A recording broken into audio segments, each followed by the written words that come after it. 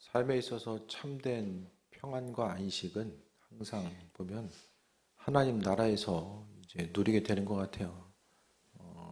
하루하루 삶을 살아가면서 다양한 환경에 접하게 되고 또 그 다양한 환경이 우리에게 있어서 어떤 기쁨의 요소로 다가오기도 하지만 많은 부분 또 어려움의 요소로 또 다가오게 되는데 항상 이 땅에서의 어떤 참된 만족감과 기쁨, 주님께서 그리스도 예수 주님께서 허락하신 이 기쁨이라는 게 모든 상황이 다 만족하고 육신에 있어서의 건강이라든지 또 내가 바라고 원하는 대로 다 이루어져서 누리게 되는 이 기쁨과 평안한 말은 아닐 거란 말이에요. 그 주님을 그게 되려면은 예수님 믿는 사람들은 다 만사 형통해가지고 아무 근심 걱정 없이 인생을 살아가는 거. 그래서 우리가 이 땅에서 추구하는 이 기쁨의 요소가 뭘까? 하루하루 살아가면서 성경은 우리에게 항상 기뻐하라고 말씀하고 있는데 이 성경에서 말하고 있는 기쁨 자체가 도대체 뭘 얘기하는 걸까? 대부분의 사람들에게 있어서의 기쁨은요, 우리는 어떤 기쁨에 익숙해져 있죠? 환경이 주는 기쁨에 대부분 익숙해져 있잖아요. 눈에 보이는 환경이 내가 원하고 바라는 대로 이루어지고, 또 환경 가운데서는 뭐 이제 주로 이제 사람이 그 안에 들어갈 것이고, 어떤 뭐 재물이 들어갈 수도 있고, 뭐 여러 가지 것들이 있을 텐데, 항상 우리는요, 몸이 원하는 대로 육신이 원하는 이 기쁨에 익숙해져 있습니다. 그래서 우리가 하나님을 향해서 기쁨을 간구하는 것도 다른 것이 아니라 항상 눈에 보이는 환경이 내가 원하는 대로 잘 아무 문제 없이 그 이루어짐을 통해서 느끼게 되는, 누리게 되는 것들을 이야기하는데, 근데 중요한 것은 이제 뭐 환경이 아무리 그냥 내가 원하는 대로 이루어진다고 할지라도 사람이 몸이 병들고 늙는 것은 어떻게 막을 수 있는 일이 아니잖아요. 뭐 천년만년 계속 살 수 있는 것도 아니고. 그러니까 우리는 얼마나 연약한 존재냐면은 몸이 약해지는 것 하나만으로도 정말 그 다른 많은 부분들을 다 가졌다라고 할지라도 그것 한 가지로 인하여서 또 우울감에 빠져들 수밖에 없는 것이 또 우리 한 사람 한 사람의 모습입니다. 근데 성경은요, 예수님께서는 우리에게 기쁨과 평안함으로 말씀하셨고 또 강건하라 평안하라 아버지께서 말씀하셨잖아요. 그 강건함과 평안함의 요소가 뭘까? 이런 부분들을 좀 생각해 봤으면 합니다. 우리 인생 가운데 기쁘고 평안함이 환경에서 주는 그 기쁨만 취한다면은 별로 이렇게 기뻐할 일들이 많지 않을 거예요. 혼자 살면 혼자 사는 대로 어떤 관계 가운데 있으면 그 관계 때문에 여러 가지 다양한 어려움들을 또 만나게 되는데 오늘 말씀을 통해서도 보면은 예수님께서 우리에게 허락하신 기쁨, 그러니까요, 그냥 그런 거 있잖아요. 어떤 누군가를 만나서 기쁨을 누릴 수 있는 것이, 기뻐할 수 있는 것이 다른 그 사람이 내게 뭘 많이 해줘서 그런 것이 아니라 그냥 존재감만으로도 함께 이야기하고 교제하면서 기쁨을 누릴 수 있는 이런 관계들이 있잖아요. 마찬가지로 하나님과의 우리와의 관계성 가운데 기쁨을 누리라는 건요. 가장 중요한 것은 영원한 하나님 나라를 우리에게 허락하시고 이 땅에서의 삶의 모습, 그 야곱이 바로 앞에서 그가 뭐라고 이야기합니까? 험악한 세월을 살았다라고 이야기하잖아요. 그 일생의 삶을 통해 보게 되면 기쁨의 순간도 있었지만은 여러 가지 환난과 어려움과 험악한 세월을 살았다라고 이야기하는데 우리의 인생의 모습 역시도 마찬가지입니다. 대부분 뭐 크고 작은 굴곡의 모습들이 이제 많이 있잖아요.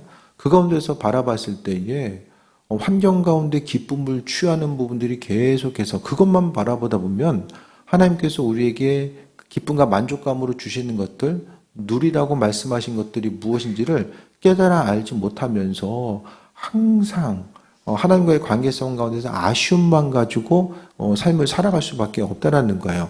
주님께서는요, 항상 그분만으로 해서 만족할 것을 말씀하고 있고 신앙생활 하면서 도대체 예수님 안에서 발견하게 되는 기쁨, 내가 신앙인이기 때문에 하나님께서 무엇을 하든지 안 하시든지 간에 그 안에서 누릴 수 있는 기쁨들이 분명히 있어져야 되는데 우리는 항상 환경 바라면서 내가 주를 향해서 이렇게 행했기 때문에 하나님도 이렇게 하실 거야. 스스로 만들어 놓은 공식 가운데 하나님을 가두게 되는 경우들이 많이 이제 존재하게 됩니다. 그냥 하나님 한 분, 하나님이 하실 일들에 대해서 예측하는 것도 우리는 사실 불가능하고요. 또 그분께서 하실 것에 대한 그냥 단지 우리는 하나님 선하시고 그 선하신 하나님께서 내 인생 가운데 함께 하시고 또 기쁨과 평안함으로 베푸실 것에 대한 그 기대함과 소망함, 겸손함으로 아버지 앞에 기쁨과 소망함 가지고 나아가는 것이 중요한데 우리가 너무나도 이제 세상이 주는 기쁨에 익숙해 있다 보니까 하나님께서 허락하신 그 기쁨과 만족감, 그리스도 예수 안에 있는 그 평강함의 모습이 분명히 있음에도 불구하고 대부분 주님 안에 함께 교제하고 동행하는 것에 있어서의 기쁨보다는 오히려 하나님께서 우리 주변 환경을 통해서 나의 간절한 기도 제목을 통해서 응답하시는가 안 하시는가 그것을 통해서 하나님의 사랑을 발견하고자 하고 그 기쁨을 발견하고자 하는 것. 그러니까 우리가 생각하는 이 기쁨이 계속 지속되기 위해서는 하나님은 우리의 기대함과 소망함에 대해 항상 들으셔야 되고 내가 바라고 원하는 대로만 응답하셔야만 합니다. 하나님께서 주시는 이 공급이 끊어지게 되면 물질적인 환경에 있어서의 공급이 끊어지게 되면 하나님과의 근본적인 관계가 문제가 생길 수밖에 없는 거죠. 이것은 뭐랑 똑같냐면은 우상숭배랑 똑같습니다. 그러니까 대부분에 있어서의 타 종교를 통해 보게 되면 항상 그들의 신들과 또 사람들의 관계는 주고받는 관계입니다. 존재감만으로 기쁨을 누리는 것이 아니라 주고받는 관계. 우리의 신앙의 여정 가운데서도요, 있는 소유나 환경 때문에 하나님 우리가 판단하고 있지는 않은가. 그러니까 우리가 신앙인이라고 한다면 그런 생각을 좀 해봐요. 좀 신앙적인 좀 의리를 지키면서 살자. 신앙적인 의리. 주님께서 내 인생 가운데 기쁨의 순간은 감사합니다라고 이야기할 수 있고 또 어려움의 순간 가운데서도 여전히 내가 가지고 있는 믿음을 지키고 주께 보이고 나아가는 것. 어제나 오늘이나 항상 동일하게 주님께서 우리에게 허락하신 은혜와 기쁨의 요소가 무엇일까를 생각하면서 나아가는 것. 그럼 신앙생활하면서 우리가 누리고 있는 기쁨은 뭔가? 내가 교회 안에서 또 주님을 향해서 찬양하고 예배하면서 누릴 수 있는 이런 기쁨 자체. 신앙인이기 때문에 누릴 수 있는 기쁨은 무엇입니까? 단순히 미래를 향해서 어떤 기대함과 소망함을 가질 수 있다는 것? 그것도 물론 기쁨이 될 수 있겠지만은 때로는 기대함과 소망함이 또 우리 인생 가운데 또 하나의 고난으로 다가올 때도 있음을 또 종종 경험하게 되잖아요. 하지만은 우리가 신앙생활하면서 창조주 하나님에 대해서 우리가 경험하고 나아가는 그런 부분. 그러니까 성경은요, 하나님에 대해서 정말 친밀하고 또 아버지 되시고 또 주인 되시는 분으로서 아주 세밀하고도 이게 친절하고도 가까운 분으로서 묘사하고 있거든요. 근데 하나님께서 우리 인생 가운데 가깝게 다가오신 건요, 그분을 신뢰하는 사람들에게 해당되는 내용이라는 거예요. 그러니까 아버지 존재, 그러니까 하나님 한 분으로 인해서 그분이 내 인생 가운데 이렇게 하시든 저렇게 하시든 간에 하나님은 나의 삶의 여정 가운데 선하시다라는 것에 대해서 기억하고 그분을 향해서 전적인 신뢰함을 보내드리면서 삶을 살아가는 것이 우리 인생 가운데 기쁨과 소망함이 되어야 된다는 거예요. 기도도 마찬가지로요. 기도해서 우리가 기도를 시작하고 기도의 과정이 있고 그 이후에 내가 바라고 원하는 대로 아름답게 열매 맺고 원하는 대로 되어졌을 때 마무리가 되고 이것이 온전하고도 아름답고 합리적인 기도의 모습이라고도 많이 생각하는데 그것이 아니라 우리가 기도를 시작한 그 순간 내 기도를 들으시는 창조주 하나님, 우리가 가깝게 아버지로서 그러니까 세상을 창조하신 창조주 하나님을 아버지로서 부를 수 있는 그 은혜와 특권을 우리 한 사람 한 사람에게 허락해 주셨다라는 것에 대해서 그것만으로도 얼마나 마음속 기쁨과 감사와 감격의 요소로 다가올 수 있는가. 그러니까 주님께서 우리를 자녀로 불러주시고 기도에 대해서 항상 귀를 기울여 주고 계시고 우리가 찬양했을 때에 그 찬양에 외면하지 아니하시고 그것을 받으시는 주님에 대해서 기억하고 또 그분을 아버지로서 높이고 그 친밀한 관계. 그러니까 첫 번째는 우리가 삶을 살아가면서 세상의 주인을 창조주 하나님으로서 인식하고 인지하면서 삶을 살아간다는 그 첫 번째와 내가 인식하는 것에서 끝나는 것이 아니라 그 창조주 되신 하나님도 나를 주목하고 계시고 나를 알고 계신다는 것이 그것이 이 땅 가운데서 우리가 누릴 수 있는 가장 큰 은혜와 복이고 기쁨의 요소라는 거예요.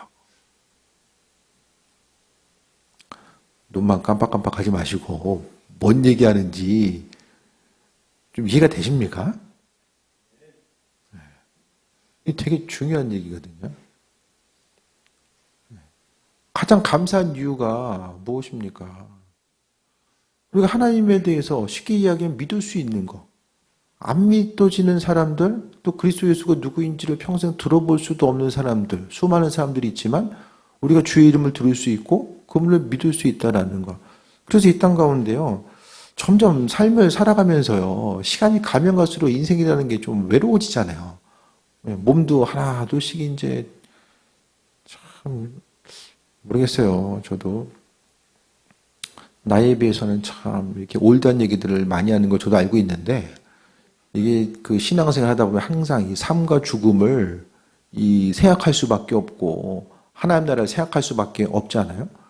그러니까 이제 더 우리가 좀 저도 이제 삶의 전반적인 모습들 또 하나님께서 원하신 온전한 신앙의 모습이 무엇일까 이런 부분들을 더 돌아보다 보면 정말 이 인생 전체를 이 믿음의 눈으로 바라볼 수밖에 없는 이런 모습들이 되어줄 수밖에 없거든요.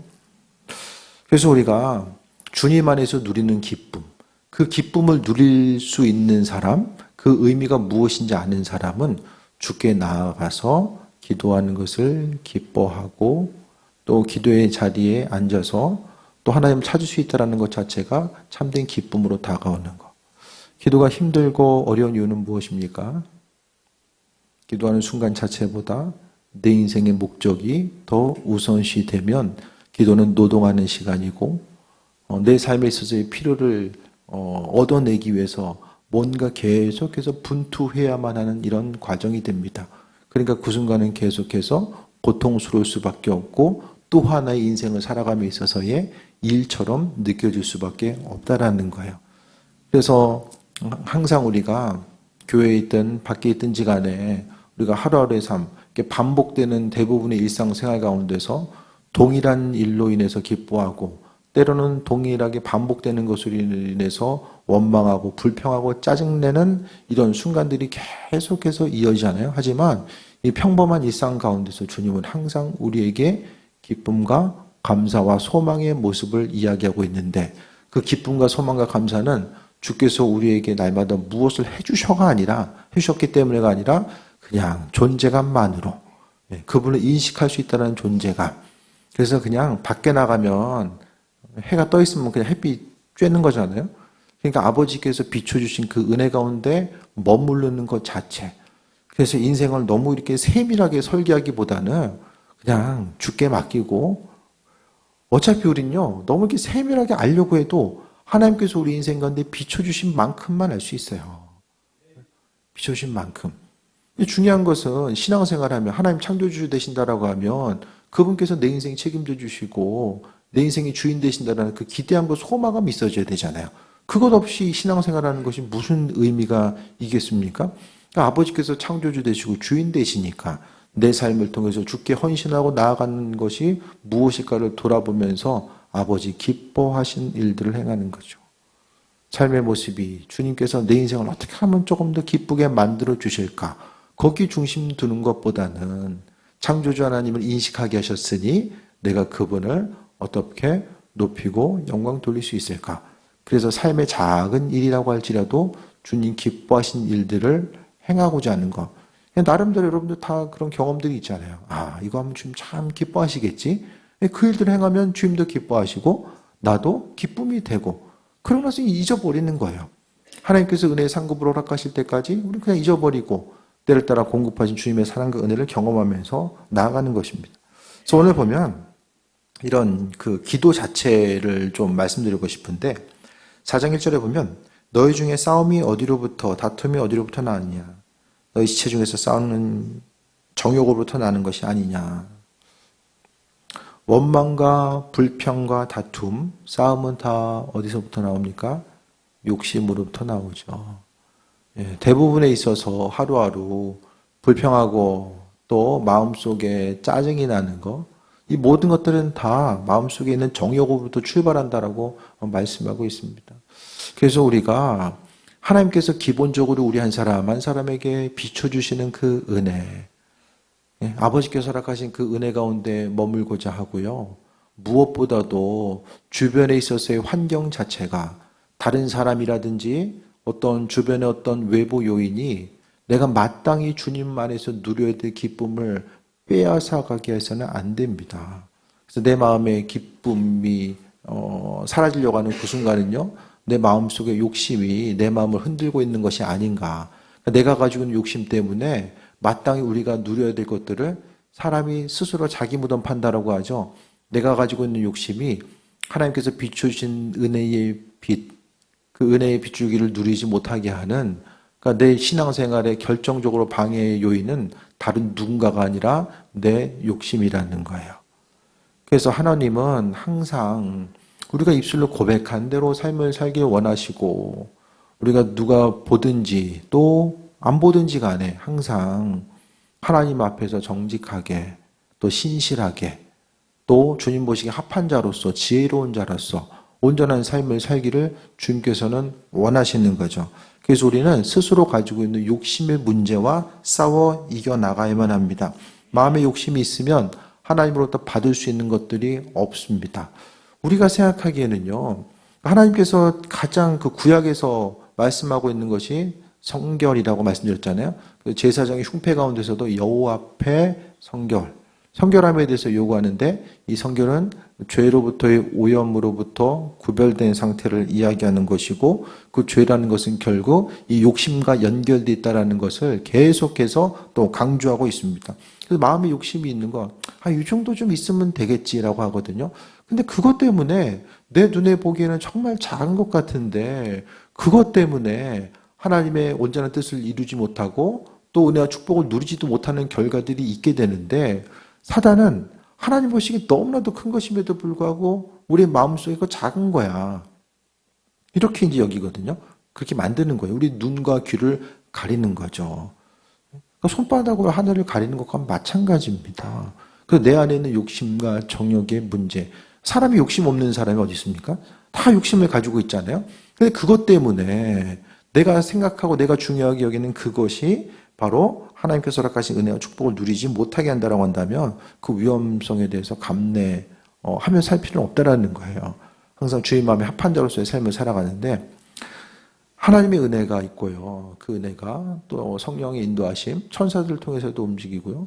또 사탄도 끊임없이 영적인 존재이기 때문에 먹지도 자지도 않고 끊임없이 사람의 마음을 충동질하고 또 불순종하게 만들고 하나님의 뜻과는 상관없는 일들과 생각을 하면서 살아가게 합니다.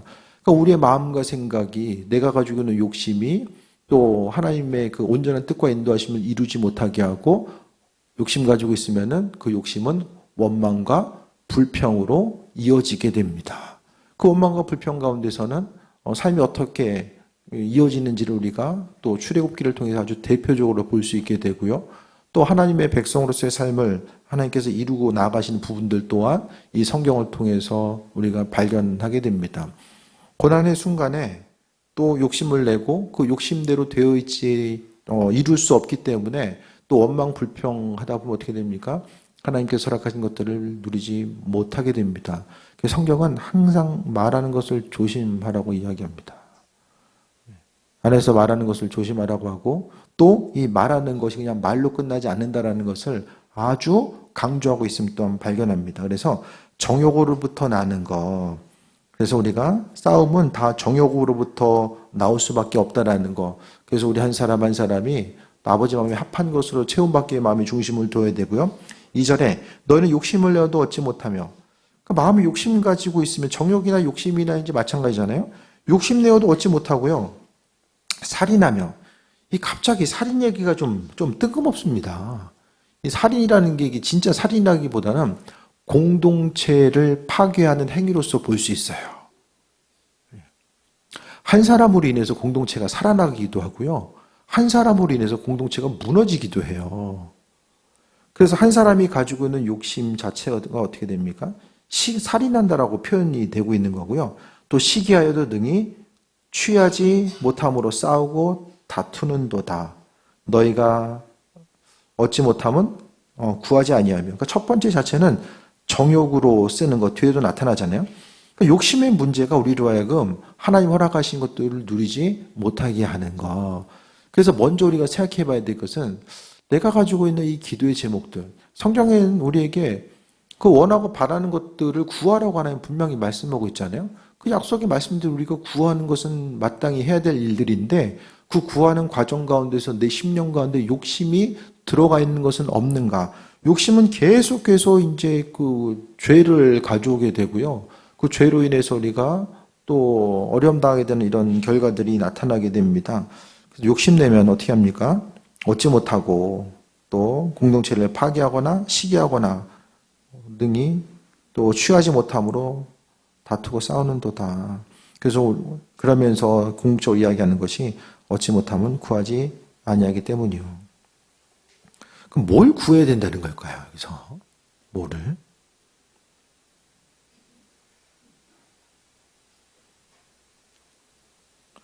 우리가 구해야 될 것이 무엇입니까? 이 땅 가운데서 온전히 구해야 될 것. 삶의 필요도 있겠지만 궁극적으로 구해야 될 게 뭐죠? 우리가 이 땅 가운데 한 가지만 선택을 한다면 뭘 선택해야 되나요?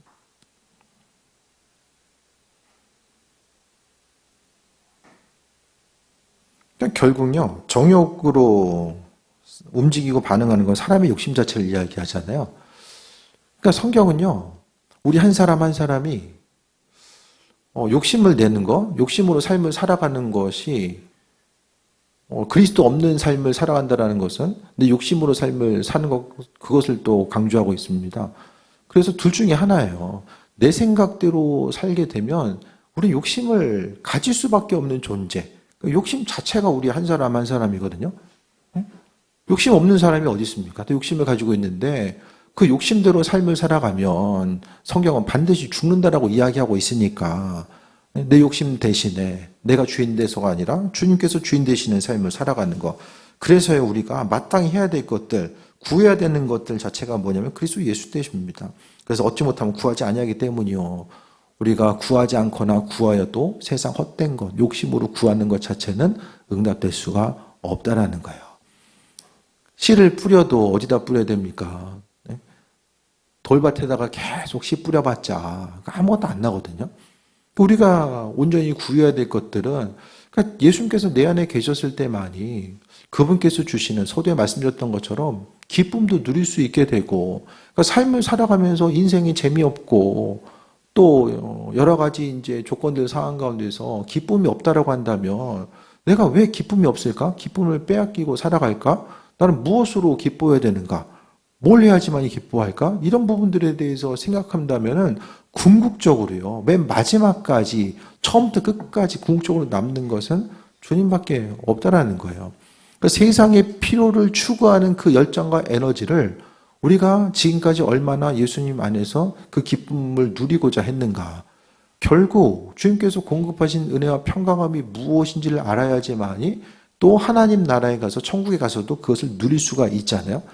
세상 살아가면서 날마다 세상이 주는 기쁨에만 만족하고 환경이 주는 그 기쁨에 취해서 살고 또 그 기쁨의 공급원이 끊어지게 되면 또 절망하거든요. 세상 것이 주는 기쁨은 한계가 있고 흔들리는 터전이 있을 수밖에 없잖아요.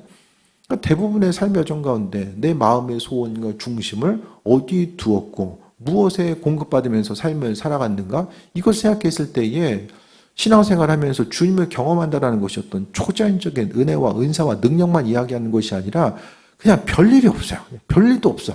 아무 일 없음에도 불구하고 내가 주님 안에 머물고 있다는 그 한 가지만으로도 그냥 알 수 없는 기쁨 가운데 온전한 삶을 살아가는 거. 삶을 살면서 어떤 일들에 대해서 우리가 기쁨으로 반응하는가.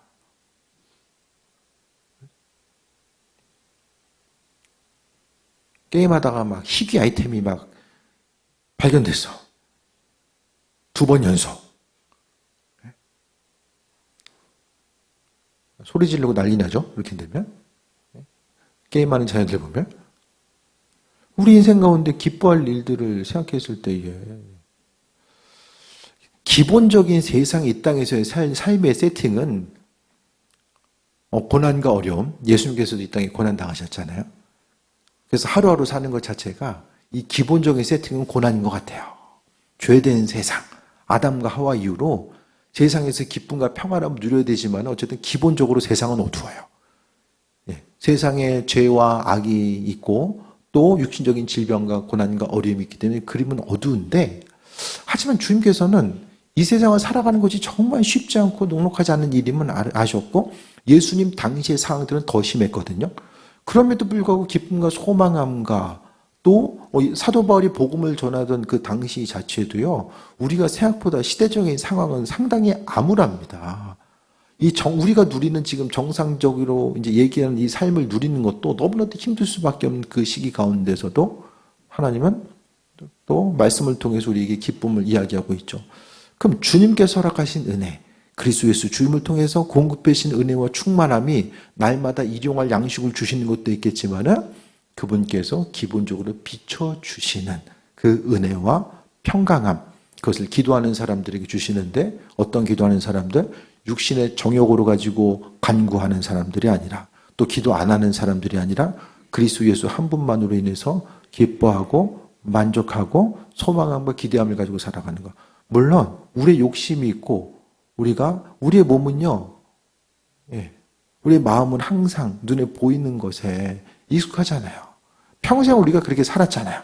받으면 즐겁고, 누릴 수 있으면 즐겁고, 더 가질 수 있으면 즐겁고, 이렇게 삶을 살아왔기 때문에 점점 더 우리가 기쁨이라고 하는 것, 이 땅을 살아가면서 누려야 될 이 기쁨이라는 것을 생각했을 때에 우리의 생각과 수준 가운데서 마땅히 우리가 그동안 생각하고 있었던 기쁨의 연장선상에서 한 가지 달라지는 것은 하나님께서 주셨다라고 하는 그 믿음 가운데 연결된 또 하나의 눈에 보이는 세상적인 축복, 거기에 계속해서 우리의 마음과 생각이 머물게 되면 정말 말씀을 통해서 이야기하는 축복, 하나님 나라는요, 고난과 아픔이 없고 질병이 없고 기쁨과 소망함이 충만한 곳, 그곳에 있어서 누리는 기쁨은 뭘까요?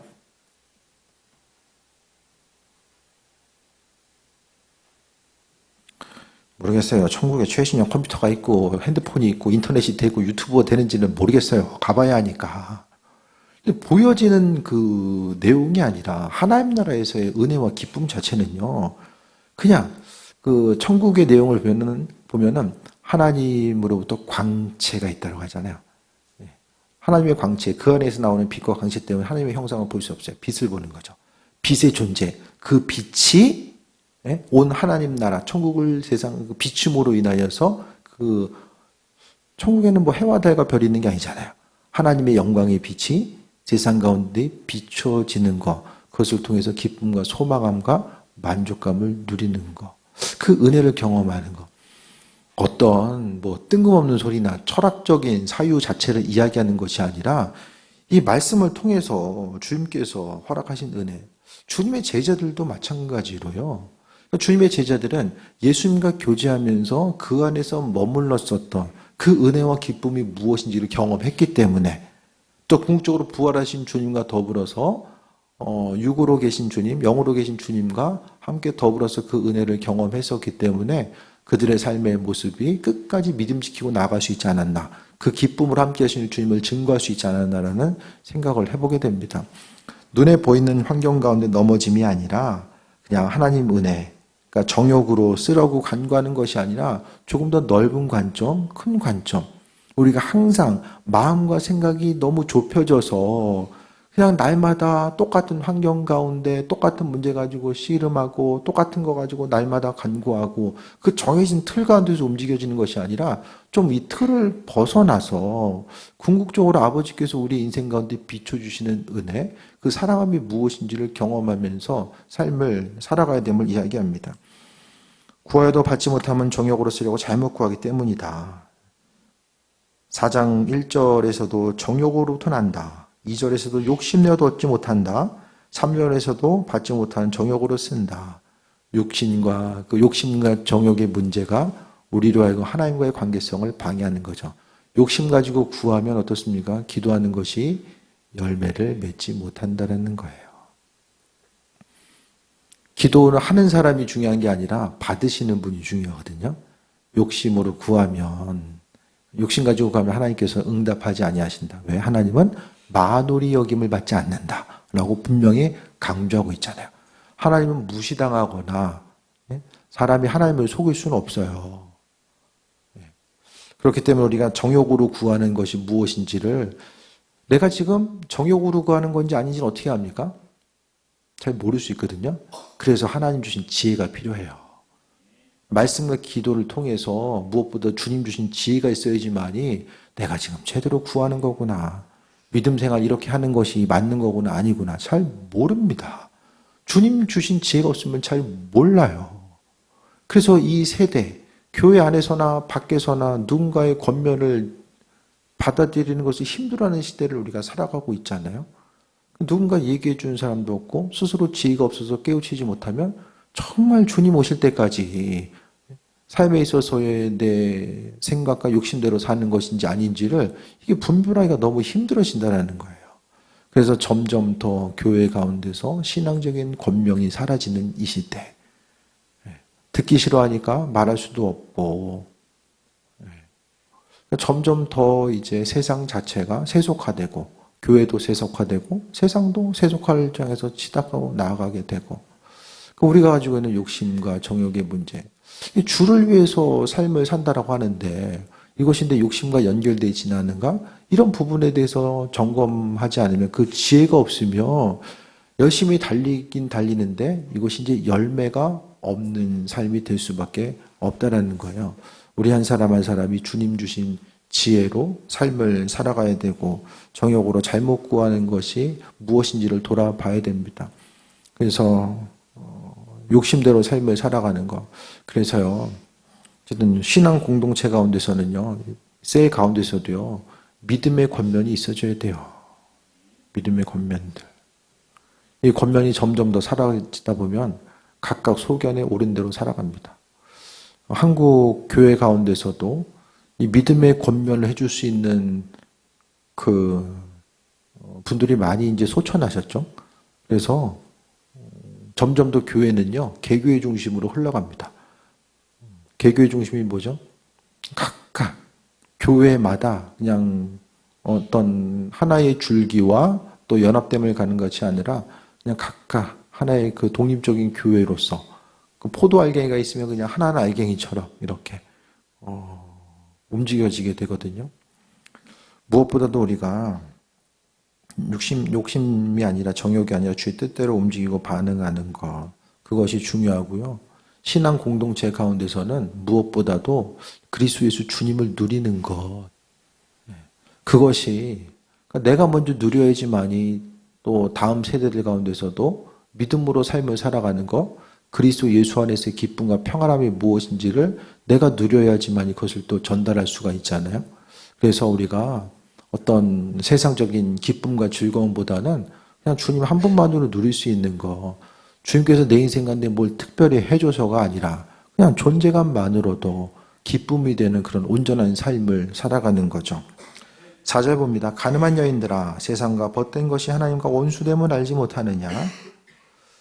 그런즉 누구든지 세상과 벗이 되고자 하는 자는 스스로 하나님과 원수가 되는 것이다.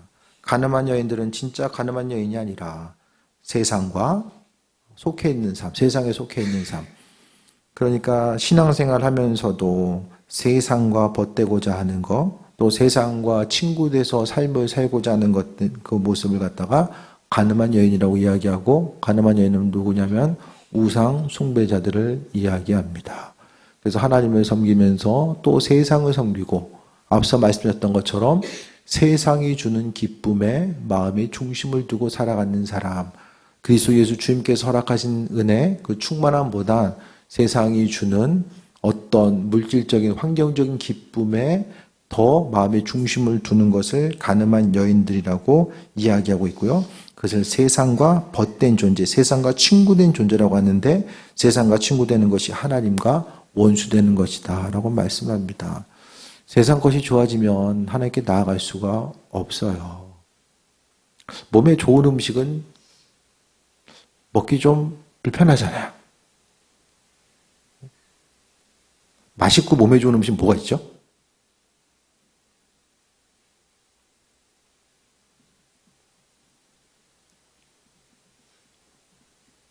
이건 물어보는 거예요. 맛있으면서 몸에 좋은 거. 소고기만 계속 먹으면 어떻게 되죠? 네, 그것만 계속 먹으면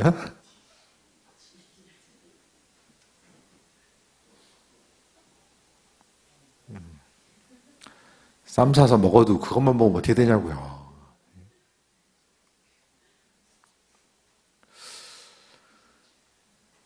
우리의 본성 자체는 그러니까 계속해서 우리가 머리는 알고 있잖아요. 주님께 나아가는 거.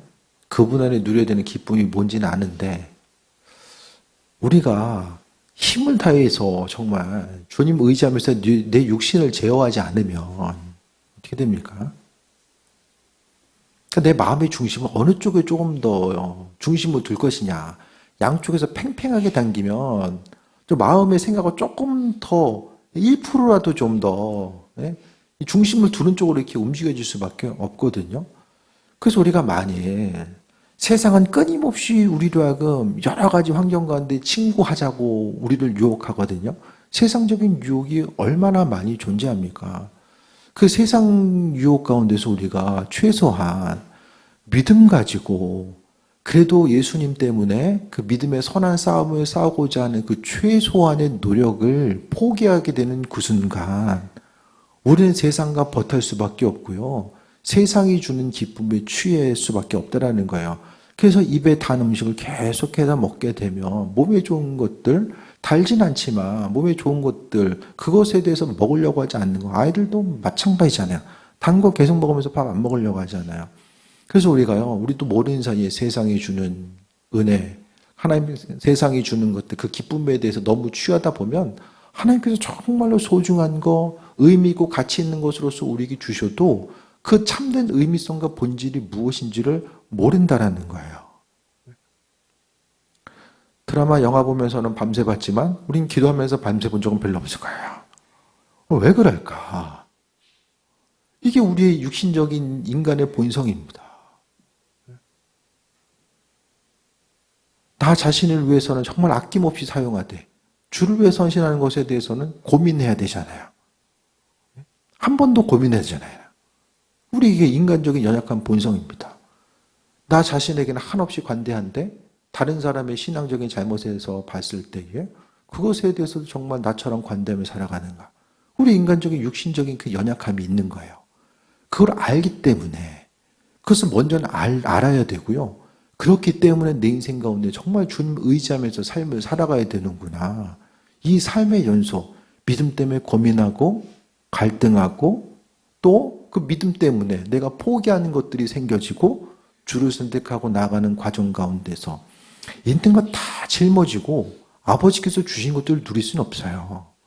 세상과 친구 되고 세상이 주신 것도 다 누리고 주님 주신 것도 누리고 이거 불가능합니다. 될 것 같은데 불가능해요. 오늘 본문 가운데서도 분명히 세상과 친구 되는 것이 하나님과 원수된다. 공존이 불가능함을 이야기합니다. 그러니까 하나님께서 주시는 것들 참된 기쁨과 소망함을 누리는 것은요. 무조건 세상 가운데 금욕생활하고 무조건 절제하고 그걸 이야기하는 것이 아니라 우리가 누릴 수 있는 것들도요.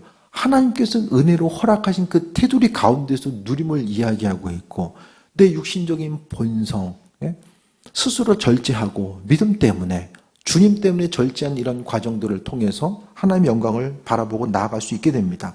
그래서 가늠한 여인, 주님도 바라보고 세상도 바라보고 세상적인 기쁨을 취하면서 거기다가 주님께서 주실 것들도 소망하면서 삶을 살아가는 것 자체가 바로 정욕과 또 세상을 살아가는 것 때문에 주님께서 허락하신 것들을 받아 누릴 수 없음을 말씀을 통해서 강조하고 있는 거예요. 5절에 너희는 하나님이 우리 속에 거하게 하신 성령이 시기 하시기까지 사모한다 하신 말씀을 헛된 줄로 생각하냐. 우리가 세상을 바라보게 되면요. 내 안에 있는 성령께서 시기하신다. 그러니까 우리가 하나님의 백성으로서 주님 바라보고 주께 영광 돌리고 주님으로 해서 기쁨과 만족함을 누려야 되는 우리가 세상이 주는 기쁨에 취해 있을 때 오늘 본문은 하나님이 시기하신다라는 표현을 쓰고 있어요. 이 내용들은 이스라엘 민족들이 광야 가운데 또 또 이제 가나안 땅에 정착해서 우상 숭배하니까 하나님의 반응을 보면은 이 말씀의 뜻이 무엇인지를 볼 수 있게 되잖아요. 나하고 별로 상관없는 사람들은요, 그들이 무엇을 하든지 간에 내 마음에 별로 요동함이 없는데, 내가 사랑하는 누군가가, 예? 또 온전치 못한 방향으로 나가게 되면 마음에 또 어려움이 있을 수밖에 없잖아요. 그것이 하나님 보시기에 우리 한 사람, 한 사람의 마음인 거죠. 그래서 그분의 사랑을 입은 우리들이, 주님으로부터 공급받는 그 은혜와 기쁨을 누리는 것을 포기하는 그 순간부터 우리는 세상에 취하는 삶을 살 수밖에 없고요. 이 세상을 살아가면서 누렸던 기쁨 자체가 세상이 주는 기쁨만 누린 사람들에게 하나님께서 허락하신 하나님 나라를 우리가 또 경험하면서 삶을 살아갈 수 있을까? 상식적으로 생각했을 때에 세상이 주는 기쁨만 누렸던 이들이 천국문을 하나님께서 열어주신다고 한들 그 안에서의 기쁨을 누릴 수 있을까? 어떻게 생각하십니까?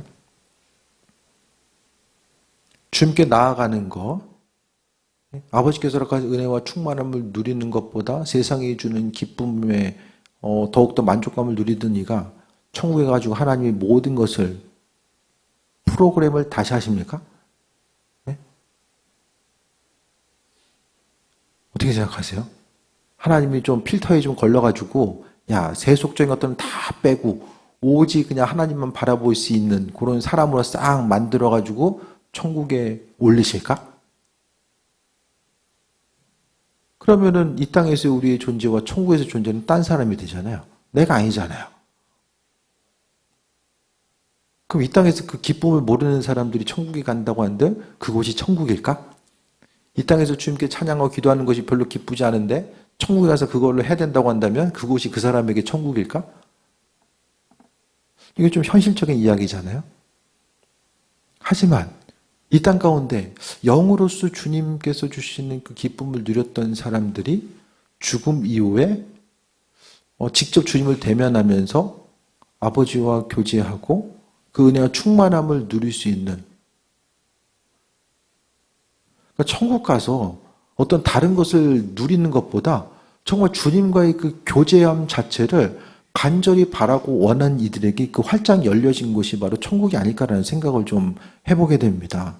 그래서 우리의 앞으로의 좀 신앙생활이 성경에서 말하는 기쁨, 만족감과 평안함, 이것이 막연한 기대감이 아니라 이 땅 가운데 우리가 교회, 또 이 세상은요, 신앙 공동체는 하나님께서 천국을 미리 경험할 수 있도록 만들어주신 곳이 천국이잖아요. 그 천국을 누림에 있어서 내 생각과 욕심들, 또 세상적인 관점이 하나님 나라를 누리는 것들을 방해하고 그리스도 예수 주님과의 친밀한 관계를 누리는 것을 방해하는 거죠. 그래서 믿음 생활은요, 단순히 내 인생에 있어서의 기쁨이 어떤 어려움이 있고 그 어려움을 이겨나가는 과정 가운데서 어떤 마음의 위안을 얻고 막연한 기대감을 가지고 나아가는 것이 아니라 기독교 신앙은 상당히 실제적입니다. 실제적인 거. 그래서 이 실제적인 가운데서 하나님이 구체적으로 우리 인생 가운데 개입하셔서 일하시는 것을 볼 수도 있고요. 또 하나님이 또 인내하라고 하시면 인내하는 것이고 아버지께서 길을 열어주시고 만들어 가신 그 길을 향해서 나아감을 통해서 그 절대적인 신뢰함 가운데서 우리가 누릴 수 있는 것이 온전한 기쁨의 영역에 있음을 말씀드립니다. 그래서 우리에게 성령의 시기하기까지 사모하시는 주님, 사랑하는 자녀들이 세상과 벗하지 아니하고 오직 주님 바라보고 주님께서 궁극적으로 허락하신 은혜 가운데 머무길 원하시고 아버지께서 주시는 참된 기쁨과 소망함을 누리길 원하시는데 우리의 마음과 생각이 다른 곳을 향해 있고 아버지께서 허락하신 그 은혜와 기쁨에 대한 참된 가치를 알지 못하고 세상이 주는 기쁨, 더 소유하고 누리고 만족하는 그곳에 마음의 중심을 두면은 우리가 아버지와의 온전한 교제함이 있을 수도 없고 그냥 동물적인 감각이 익숙하고 거기에 만족감을 두다가 시간이 계속해서 빠르게 지나가고 나중에 주님 앞에 섰을 때는 주님 안에서 누려본 기억과 기쁨과 소망함이 무엇인지 모르면 아버지와의 만남이 낯설 수밖에 없다라는 거예요. 이 땅을 살아가면서 아직은 눈에 시간이 있죠. 이 시간 가운데서 우리가 버려야 될 것, 마음의 중심을 두어야 될 것, 하나님의 사랑과 인도하심 가운데 이 믿음 생활한다는 게 뭘까? 신앙생활하면서 누릴 수 있는 참된 은혜와 기쁨과 평강함의 모습이 뭘까? 이런 부분들을 다시 한번 점검해 보시고 인생을 살아감에 있어서 후회와 스트레스와 어려움이 계속해서 가중된다고 한다면 주님과의 관계성을 좀 돌아보고 또 그 안에서 기쁨과 소망함을 누리는 또 귀한 삶 되시기를 주의 이름으로 축원드립니다. 기도하겠습니다. 아버지께서 허락하신 은혜와 기쁨과 평강함을 누리게 하시고 또 주님께서 주인 되시고 우리 아버지 되시겠다라고 말씀하셨사오니 그 약속에 근거해서 주님을 더욱더 신뢰하는 삶을 살길 원합니다. 우리 한 사람 한 사람 기억하여 주시고 또 세상이 주는 기쁨과 만족감이 아닌 오직 그리스도 예수 주님께서 우리 영이 깊은 곳까지 임재하시고 나가시는 그 참된 은혜를 누리게 하여 주옵소서. 세상 기쁨에 비할 수 없는 아버지의 평강이 우리의 마음속에 가득하게 원하오니 주님 부어주시고 은혜 위에 은혜 더하여 주옵소서. 예수님의 이름으로 기도드립니다. 아멘.